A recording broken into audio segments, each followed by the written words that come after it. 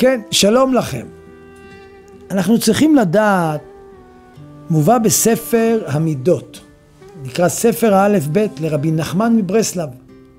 ואומר הרב שבריאות טבע האדם, הבריאות שלו וכולי, מה שמסביבו, הטבעים שלו, המון הולכים ודומים אחר האב והאם. עד כדי שהיה תנא גדול מאוד, קראו לו רבי יהושע בן קורחה.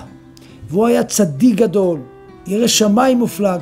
והוא אמר כך, כשאדם מגיע לגיל שאבותיו נפטרו מזה העולם, כבר ידאג שבזמן הזה הוא יכול גם להיפטר מן העולם.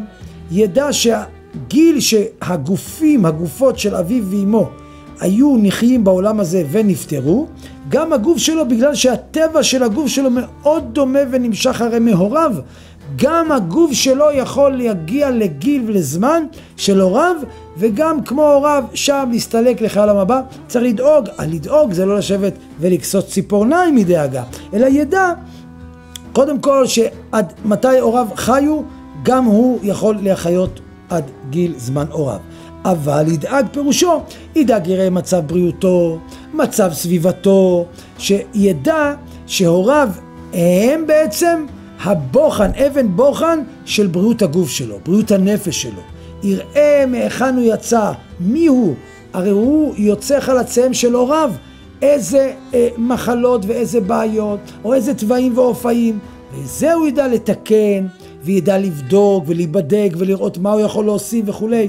כי 5 שנים לפני ו5 שנים אחרי, בגדול בכללי, בעשור הזה ידע שזה עשור חייו לפי הוריו העיקרים, האב והאם שהוא נמשך מהם.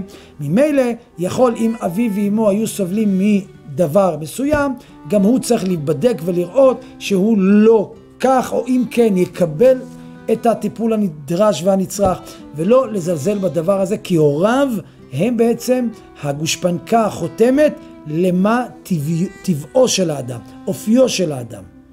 שים לב לדברים האלה, בריאות הגוף והנפש הולך יחדיו. כל טוב לכם.